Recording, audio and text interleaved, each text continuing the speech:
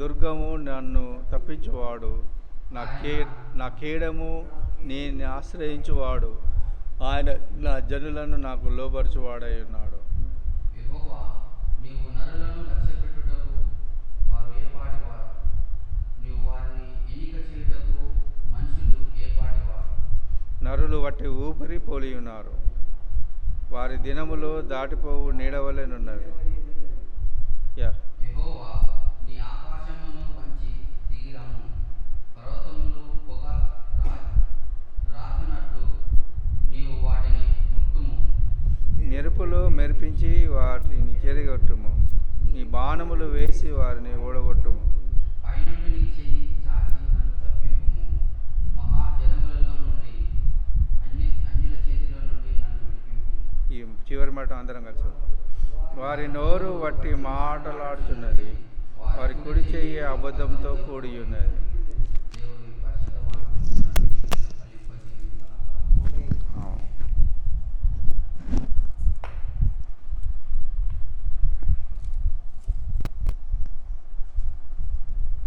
144వ కీర్తనకు మనం వచ్చి ఉన్నాం.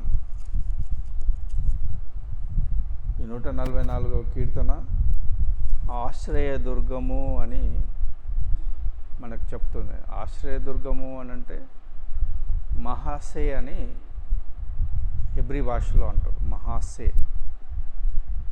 20 సార్లు తనాఖ్లో ఉన్నది. తనాఖ్ అంటే ఏంటిది? పాత నిబంధన. పాత నిబంధనను హెబ్రీ భాషలో తనాఖ్ అంటారు.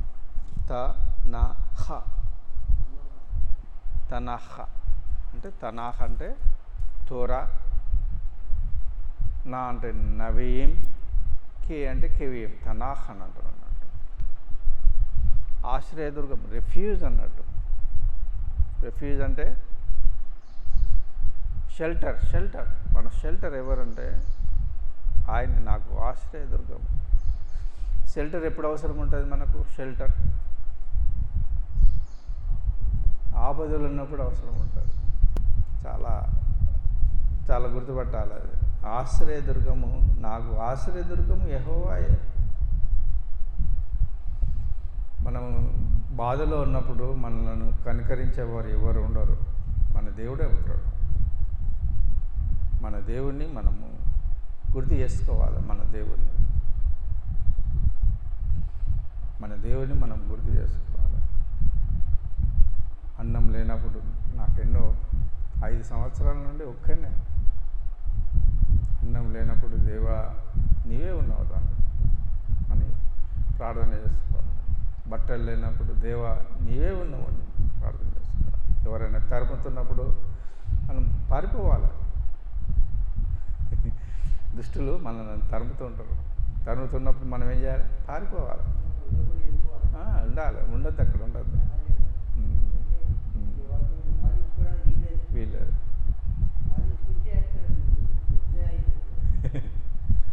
అందుకోసమే ఆశ్రయదుర్గం ఆయన.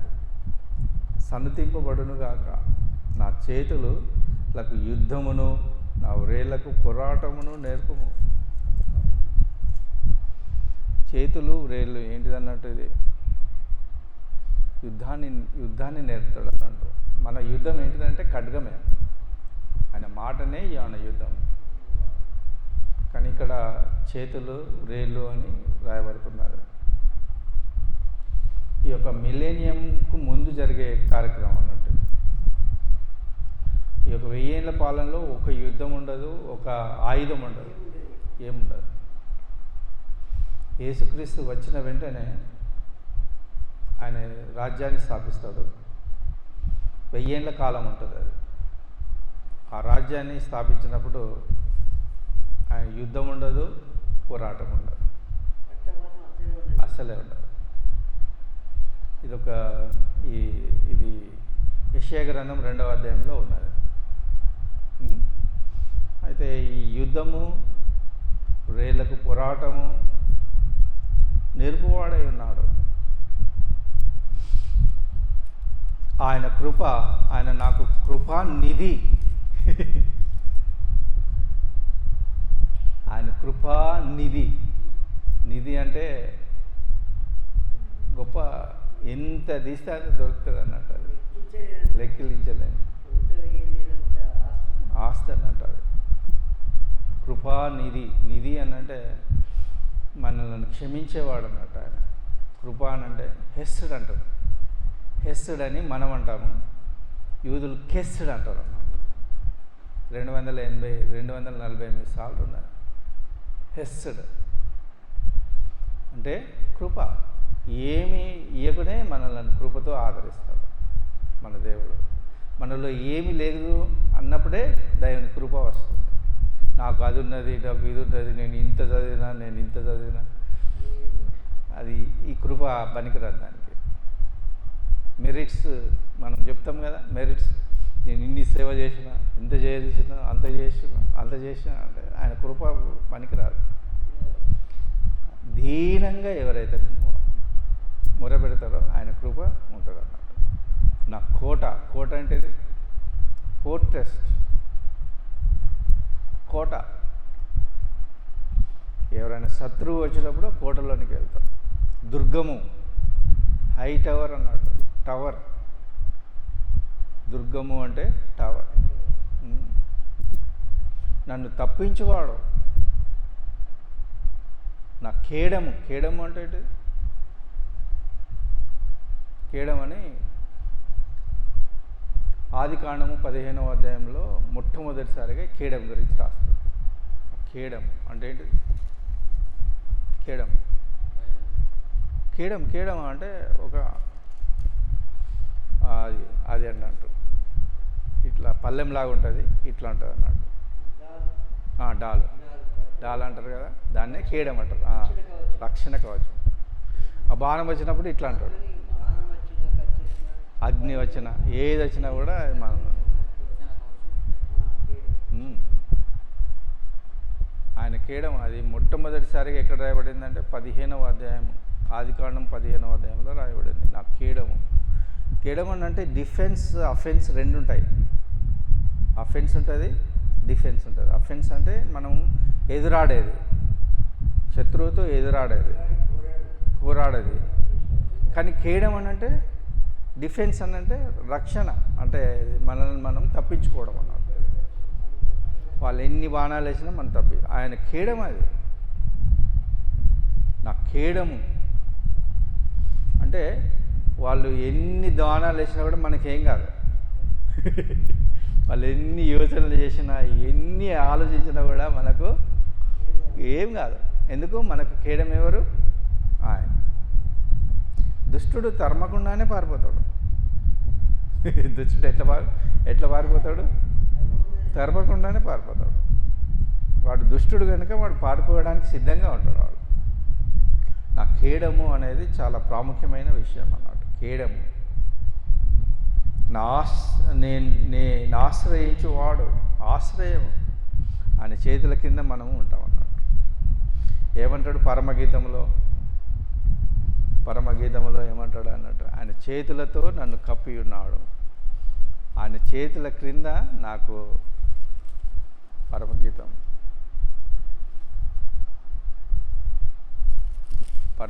3 సార్లు ఉంటుంది అది.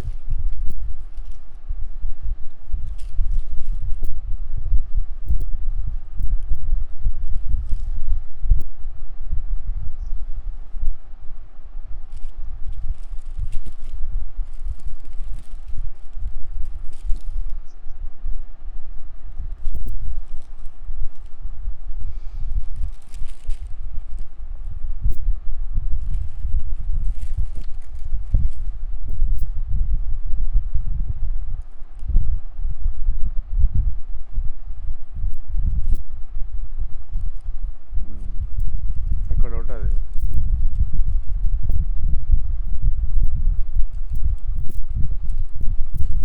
చేతులు ఆయన నా ఎడమ చెయ్యి నా తల క్రింద ఉన్నది, తన కుడి చేయితో తను నన్ను పట్టుకొని ఉన్నాడు అనేది ఇక్కడ ఉంటుంది.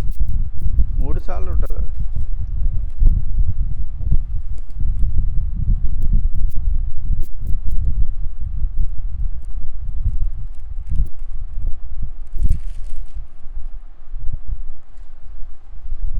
2:6 2వ అధ్యాయం 6వ వచనం.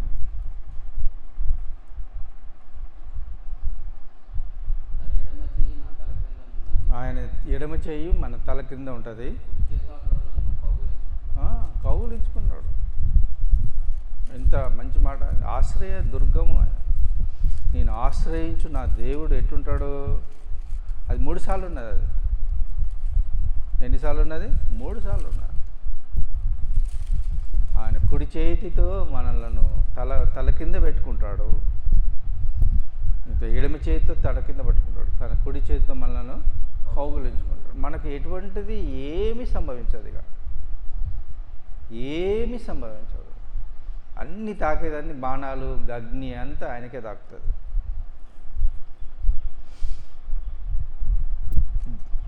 నేను నా జనులు నాకు లోబరచు వాడై ఉన్నాడు. జనులందరూ లోబడతారు, లోబరుస్తాడు అన్నట్టు. ఎందుకు లోబరుస్తాడు? యెహోవా నీవు నరులను లక్ష్యపెట్టుటకు వారు ఏపాటి వారు? నీవు వారిని ఎన్నిక చేయుటకు మనుషుడు ఏపాటివాడు?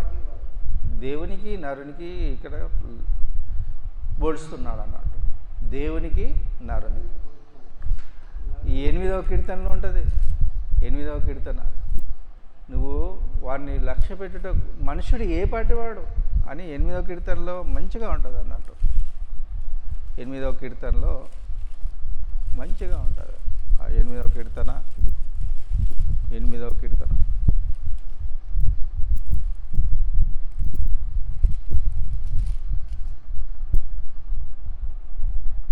నీ 4వ వచనం, నీవు మనిషిని జ్ఞాపకం చేసుకుంటకు వాడు ఏపాటివాడు?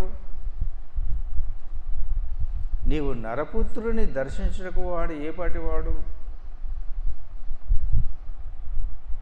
దేవుని కంటే కొంచెము తక్కువ అనిగా చేసి ఉన్నావు. మనం ఏటిది?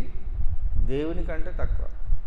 ఇదే హెబ్రీ పత్రికలో అంటాడు, అది రాంగ్. అది 2:6లో, హెబ్రీ పత్రిక 2:6లో అది రాంగ్ అన్నట్టు. అది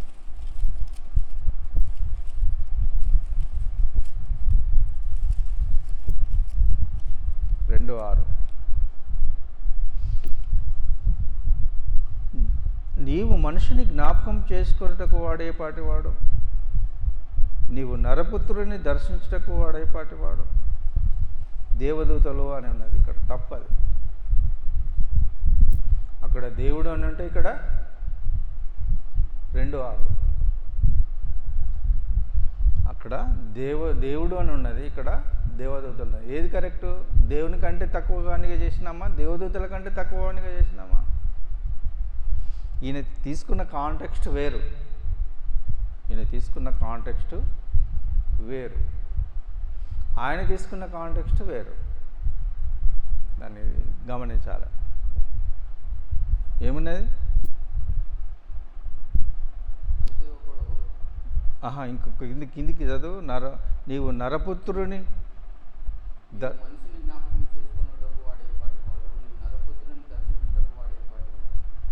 ఇంకా దేవదూతలోనే ఉన్నది. ఇక్కడ దేవదూతలు ఉన్నది, అక్కడ దేవుడు ఉన్నది. దేవుడా దేవదూతలా?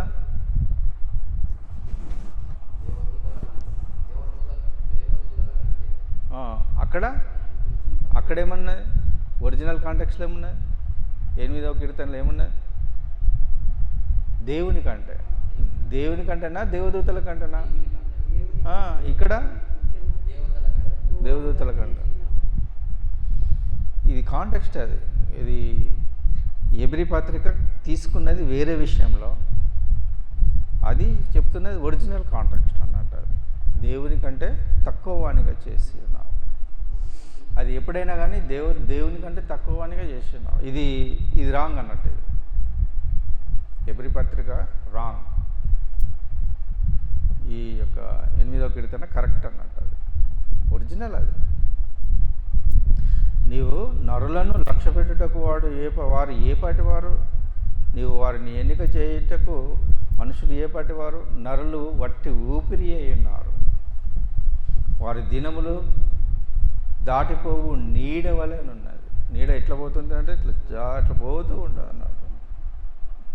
యెహోవా, నీవు ఆకాశము వంచి దిగిరమ్ము, పర్వతములు పొగరాజునట్లు నీవు వాటిని ముట్టుము. ఆయన వచ్చినప్పుడు ఏమవుతుందంటే ఆయన దినము అదే జరుగుతుంది. ఆ పొగ రాజినప్పుడు అదంతా సమభూమి అయిపోతుంది. ఈ వ్యాలీస్ అంటే లోయలు అన్నీ సమభూమి అయిపోతుంది. మెరుపులు మెరిపించి వారిని చెదరగొట్టం. వారెవరే? దుష్టులు. మెరుపులు మెరిపించి వారిని చెదరగొడతాడు దేవుడు. మన పని కాదు, అది వాళ్ళ పని. దేవుని దూతలు ఈ యొక్క చివరి కాలంలో అవి ఏడితాయి అన్నట్టు. దేవుని దూతల పని అది. 14వ అధ్యాయం ప్రకటన గ్రంథం 14వ అధ్యాయంలో ఉన్నది. దేవుని దూతలు ఏం చేస్తారు అనేది ఉన్నది. వైరుని కోసేది దేవుని దూతలే, మనం కాదు. కొడవలి పట్టుకొని దేవుని దూతలే పైన కొడతాయి, మనం కాదు, మన పని కాదు అది. మెరుపులు మెరిపించి వారిని చెదరగొట్టము, నీ బాణములు వేసి వారిని ఓడగొట్టుము. వారిని ఓడగొడతాడు అన్నట్టు. ఎట్లాగైనా ఆయన బాణాలు, ఆయన మెరుపులు చాలా విలువైనవి. పైనుండి నీ చెయ్యి చాచి నన్ను తప్పించుము. పైనుండి ఆయన పైనుండి వేస్తాడు అన్నట్టు. ఎప్పుడు చెయ్యి పైనుండే వస్తుంది. మహాజలముల నుండి, అన్యజనుల చేతుల నుండి నన్ను. జలము, మహాజలము అంటే ఏంటిది? జలము అంటే ప్రకటన గ్రంథం 17వ అధ్యాయం 15వ వచనంలో ఉన్నది. ఆ జలములు జనములు అన్నట్టు. జనములు ఇది కూడా ఇది కరెక్ట్ కాదు. మహాజలములో నుండి, అన్యజనుల చేతుల నుండి నన్ను విడిపిస్తాడు అన్నాడు. జలము అని అంటే అన్ని జనులే. ఎక్కడున్నది? ప్రకటన గ్రంథం 17వ అధ్యాయంలో క్లియర్గా ఉన్నది. 17వ అధ్యాయం 15వ వచనంలో క్లియర్గా ఉన్నది. పైనుండి నీ చెయ్యి చాచి నన్ను తప్పింపము, మహాజనుల నుండి, అన్యజనుల చేతిలో నుండి నన్ను విడిపింపము. వారి నోరు వట్టి మాట్లాడుతున్నది. వారి నోరు వట్టిగానే మాట్లాడుతుంది. వారి కుడి చేయి అబద్ధంతో కూడి ఉన్నది. దేంతో కూడి ఉన్నది? అబద్ధంతో కూడి ఉన్నది. ఫాల్స్హుడ్ అన్నట్టు. అది కుడి చేయి మాట్లాడుతుందా? మరి అబద్ధంతో కూడి ఉన్నదంట. అబద్ధం మాట్లాడుతుందా? అబద్ధం మాట్లాడుతుంది. కుడి చేయి మాట్లాడుతుందా?